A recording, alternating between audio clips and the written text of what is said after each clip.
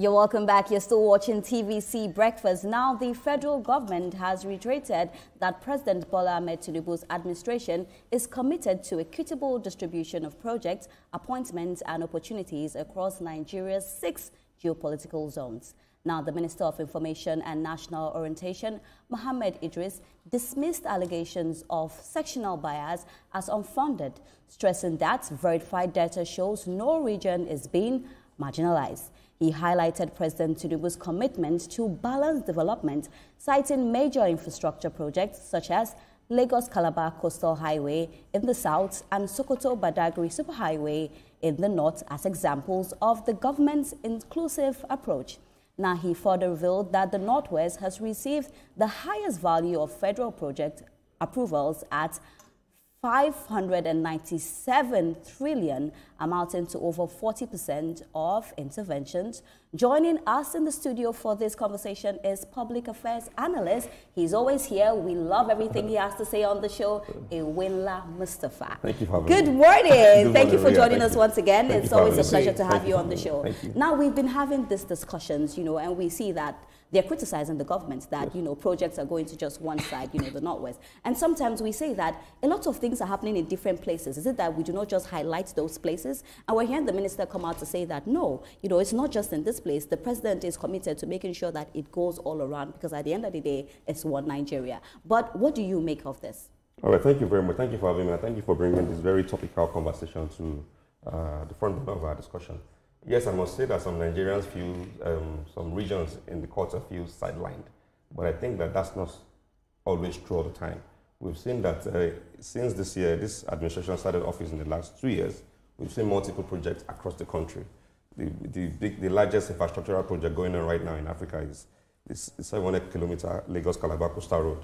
And we've seen that recently the president commissioned about 30 kilometers of that project.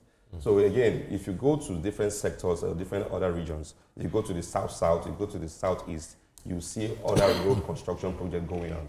You will see health sector too, you will see a lot of projects. If you go to Kaduna, for example, you will see the newly re-established FMC Kafanchan in Kaduna, which is also going to be benefiting several states across that region. Sorry. But then it is enough, it is very okay that people feel that they are not carried along in some regions, but I believe that is a work in progress. Yeah. I mean, this administration, I just entered office in 2 years, and we've seen several projects across the country. We've seen roads, we've seen railways, we've seen telecoms project and all that. And we've also seen, power plant project, even in Kaduna. That's the 225 megawatt that was recently commissioned and all that. So I think that the Nigerians should be patient. We will get there, but it's just a matter of also knowing that all these things are very, very, very capital intensive. Knowing that we go to borrow money all the time. The project, what's it called? The Coastal Road project is costing us a lot of money. Yeah. I mean, the funding for that was gotten from syndicated loans. And over time, even when that project kicks off totally, Nigerians will pay toll-free on that road. Yeah. So we must understand that Rome was not built in a day. Yes. And must also understand that we have a huge infrastructure deficit. As we speak today, we're talking about 2.3 trillion infrastructure deficits. 2.3 trillion. So experts are even saying that we're going to need $100 to $150 billion annually over the next 30 years to solve our infrastructural gap. So all these were not problem cost overnight. It happens because we were not, we at a point in this country, we've had past administrations who cannot pinpoint projects that they have done. I'm not speaking for this current administration, but as a stakeholder who is in the real estate industry, who is also a project manager, we are seeing progress. Yes, so whether or not they will deliver is something that we can still talk about, but they will deliver if we, give this government the rights, support and all that. I'm seeing politics at play in this thing because, when this conversation started, it was northern elders that were saying, hey, you are not giving us enough project, we feel marginalized and all that. Yeah. And there's something in politics called nuisance value. You have to make the noise. Yes. So do you think this is more of Do you agree with me that it is more of politics, people trying to get the federal government to look their way, even though they know that the federal government is already looking their way? I mean, check it out, 5.97 trillion in projects in one particular region. For Northwest. Yes. So let me also tell you, for Southwest, a total amount of about 604 billion has been spent for Southwest region. Nobody's talking about that. Yeah. For North Central, a total of about 1.17 trillion has been spent on project. Nobody's talking about that. For what's it called? For Southeast, we're talking about 400 billion. 400 billion. So I mean, so let's understand that these things cannot be totally equal. But we understand that we want this country to develop nationally. So the national development is a topical discussion.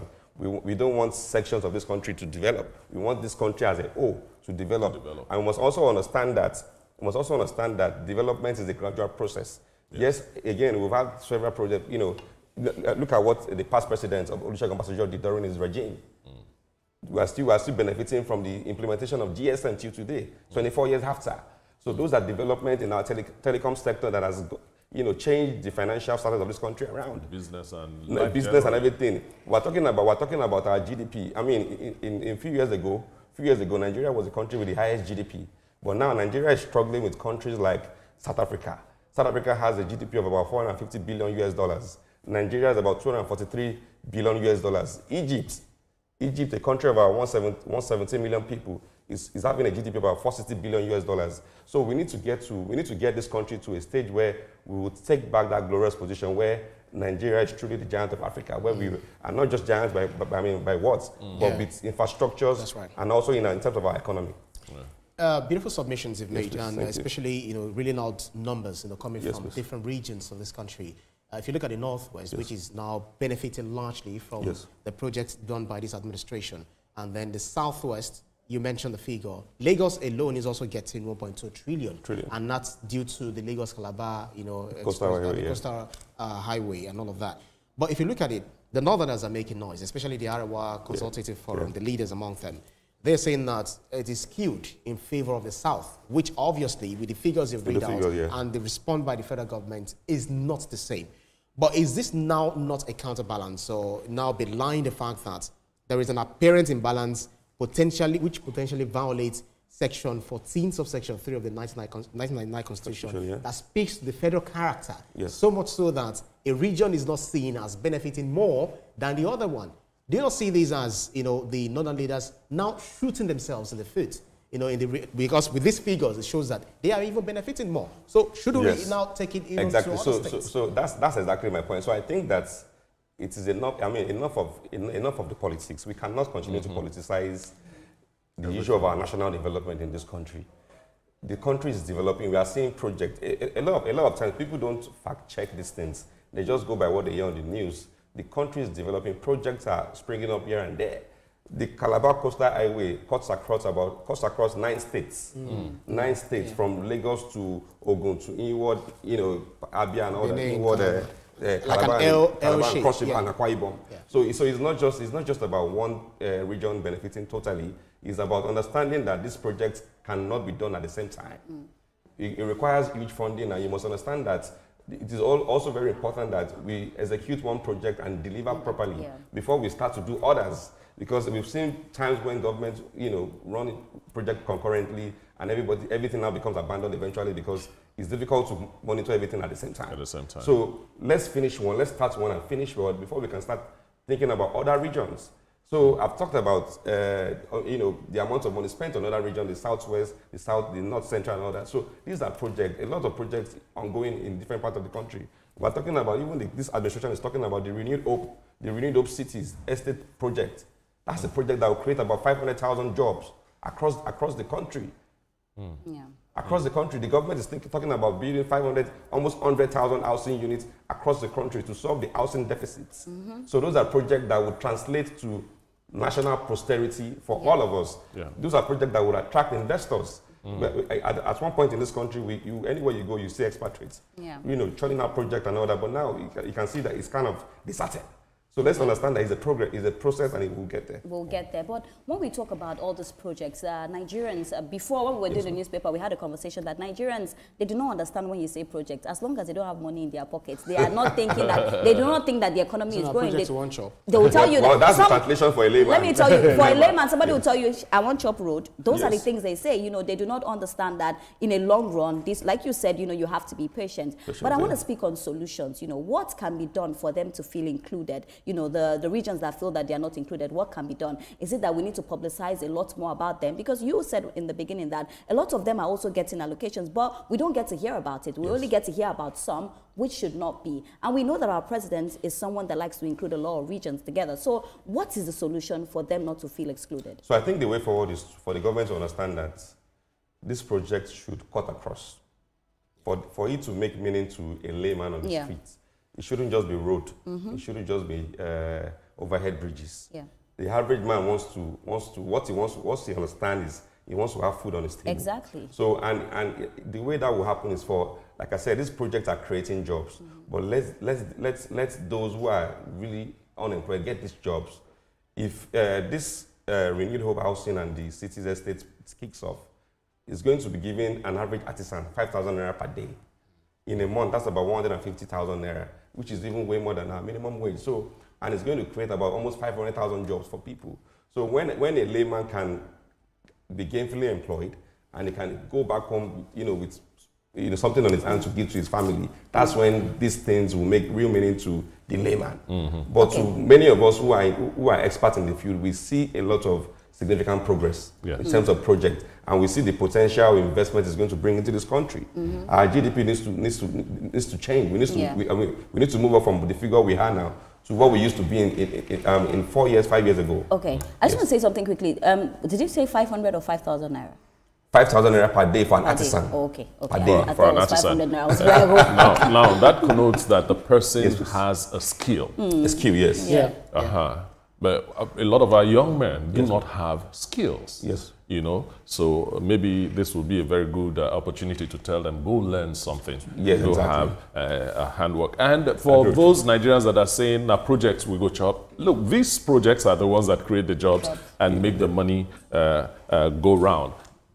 That's just my and they even make the country and they even make the country very, very livable. You can imagine, you can see what has happened in the recent weeks where people cannot even drive on the road without the fear of not being having an accident or something. So if you can wake up in the morning, go to work, come back without it ensures safety. And so that will also translate to you, because with that we're saving lives. Oh yes. So it will translate to meaningful things to the layman. Why is the Ministry of Information not churning out these information as they happen? Because I see an information gap. That's why some people can stand up and say, look, we are not satisfied, you are not satisfied. But when you turn around, they are the ones that are really having the big chunk of the cake. So it shows that there's a gap. There is. Would you want to talk to the Ministry of Information or maybe the National Orientation Agency too? So the honest truth is, a lot of times the government is busy doing one project or the other, and there are information, and these are information that needs to go out to the public. So the public can, it's about accountability. Yes, exactly. So the company, so the citizens can know that these projects are ongoing, and this is when we will deliver. So, but if citizens don't hear this news and don't get to know about this project, they'll feel that nothing is going on. Exactly. And a lot of times they now think that you're waiting for election time to come. And that's why sometimes, again, a lot of these projects sometimes are used as bargaining chip for elections. So we must desist from that. That's not going to help us as a country. Our national development is very, very important and critical. So in cases where we hold on to project delivery timelines because we want to use it to campaign, should stop in this country. We should not be playing politics with our lives. Actually, your point actually took the question right out of my mouth, because if you look at the Northwest, it's a vote-rich region. Where most of the votes come from. Of course, where it looks like the president, the administration is rewarding them, for being loyal and then, voting on block for it. And then if you look at the South, looking at the numbers, this is where I came from. If you look at the Southeast, who had been shouting marginalization, saying that we're not really getting what we should get at the end of the day, even though they are getting a huge chunk from it. But how do you think we can ensure that that constitutional spirit, the federal character that I mentioned earlier on, is well reflected across all regions, and then what the government is doing trickles down to the common man, so much so that we won't say the government, when it leaves power, would not write in its name in statistics, rather in concrete. In concrete. Well, like I said, it's very important for the government of the day to know that Nigerians are really expectant. When this administration was voted into office, a lot of promises, but we need to start to see the manifestation of those promises. Nigerians are tired of promises, and we do not also have to wait for elections before we start to manifest or to execute all the projects that we're supposed to do. So I think that over time we've seen that a lot of times in the north, a lot of attention are given to those in the north, and that's because those places are not as developed as other states. I mean, I've lived in Yobe State before, and it was still like we were living like 20 years back. Is that a problem of the federal government or the state government? So I think the federal government also has a lot to do on that in that area, and the state government also has a lot to do. But you know these things. A lot of allocations are expected from the federal government for the state government to function. So I think the government also needs to just ensure that this national development, in terms of not just infrastructures, in terms of our health sector also needs a lot of attention. You can imagine what happened to the lady that passed on recently that had an accident. So I'm sure if she had gotten enough attention, she would have survived. A lot of people are amputees and they're living very well, and a lot of us have even thought that she was even doing well. But so our health sector needs a lot of attention. We need to have a national hospital where people do not have to travel abroad to take care of for the smallest reasons. You can imagine that a country like Nigeria, we don't have a national carrier, no airports. Well, so we have to depend on no national carrier that we can call Nigeria Airways. We can, we all saw the sham. When you said no airport, you meant to say no national airline to say that this is our airline and we're proud of it. Even small countries like Kenya, a population of 50 million people, have Kenya Airways. Rwanda Air, we have that many people. What's the population? So we need to do better as a country, to be honest, with all our resources. I'm glad that you're saying this, because it just shows that at the end of the day, it's not just about roads. It's not just about roads. There are so many things that need to be done, especially in health and education. But I want to speak about the fact transparency. Do you think there's anything the government can do to show where these funds are actually going to in terms of transparency? So, I mean, it's very simple. As a government, you want to execute projects, you outsource funds from different forms. Imagine this coastal road. It was a Dutch bank that led that funding. About almost $747 million or thereabouts was given for the first section of the road. So I mean, people can actually go there and see for themselves what this fund is used for. But it can be very, very, very sad when government churn out these figures and we don't see it in concrete. We don't see it, and that's where public trust is breached. That's why people now say, we keep seeing these figures on paper, but what is the project that is used for? We've even seen cases of some governments or some state government churning out shabby projects that would not even last 2 years. Project that I know of Akwa Ibom state government right now is even trying to come up with a CNG. A lot of states are trying to imbibe that CNG gas station where they want to, convert most of the buses in the state to compressed natural gas, which makes sense because the health hazard of all these fuel and diesel cars is crazy. Even the UK is talking about facing fuel and diesel car in the next few years. So we should also be looking at that. So those are projects that would develop this country as a whole, that everybody can say this country is getting better. All right. But I'm just going to put you on the spot. I'll ask you this. What would you say a fair allocation looks like? As a public affairs analyst, what would you say it looks like when we speak about a fair allocation? Okay, so I think a fair allocation should be that type that cuts across all the 6 geopolitical zones. The Southwest, the North Central. Everybody gets equal? Everybody gets equal allocation. But don't forget that the rate of development in each zones are different. Lagos already is part of the developed states in the country. But I think a lot of focus also still needs to be given to some states that are still underdeveloped, to be honest, so that they can match up to the developed ones, so that some people do not feel they are sidelined or they are not being cared for.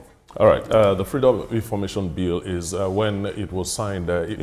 Some of us were quite excited, believing that it will be easy for us to access information from government, but we are still largely doing the one-way information thing. That's government talking to the people, the government churning out these figures, and the people not having too many options to confirm these but that is what Nigerian Bureau of Statistics should be doing. Should be doing, yes.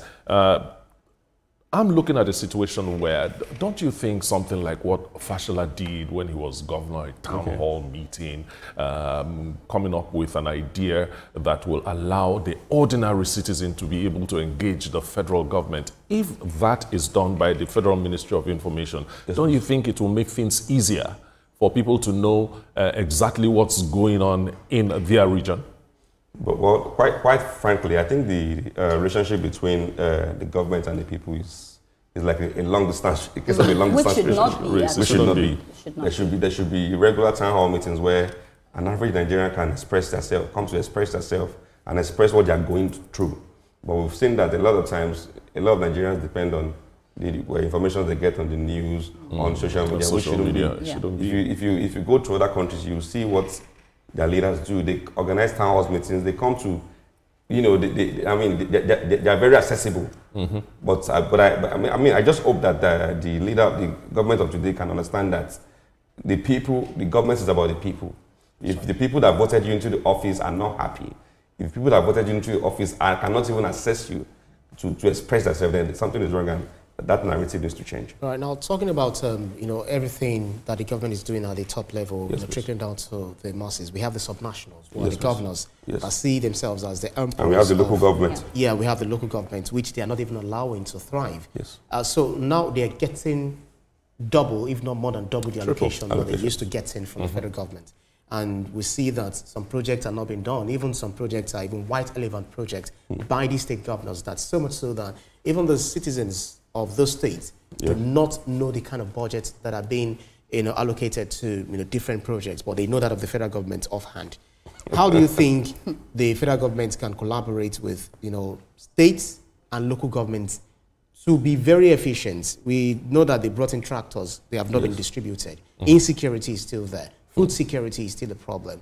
Exactly what do you think the state government needs to start doing so that we as a people, we hold them by their jugular, not holding them to account, by the jugular, to ensure that whatever it is that they're doing, we see it, we feel it, and we can assimilate it? I think the first thing we need to do as a people, if we really want to see an accountable government, is to make sure that we put the right people in the office. A lot of times we focus on the wrong things as a people. That's the honest truth. If we conduct elections and we are sure that this person we are voting for has good track records of accountability, transparency, and sincerity, I think those are the kind of people we should be putting into office. But in a case where we don't vote right people into the office, it will be difficult to get accountability. Those of us that speak English, we don't vote. It is those people that... No, trust me, the people that vote, the people that vote are the people who don't speak English. Exactly. Right? So and then you see them on social media, you see them on Twitter, tweeting and all of that, but they don't vote. So is it voter education that is not there, or voter sensitization? Because some even believe that this voting of a thing does not even work. No, I think there's enough voter education, to be honest, because voter education, if you're talking about voter education, you're talking about how you want to enlighten the voters. So those that should be voting, if it's that should be the educated people, not the illiterate. Exactly. But on election day, those that you see on the queue are the market women, the NERT guys and all that, but I mean, it's about I think there needs to be a mindset shift. That's the truth. Even we as I think I've only voted once in this country. It's not because I don't want to vote, but because of the fear of the state of the insecurity. You don't know what's going to happen. And we've seen elections where people go out and they come back home with their head broken and legs breaking. So the fear of that alone creates a widespread apathy. So I think that the government needs to get insecurity right first. We must make sure that our environments are safe and sound. People can go out on election day without the fear of anybody. Look at the last local government elections. How many people came out?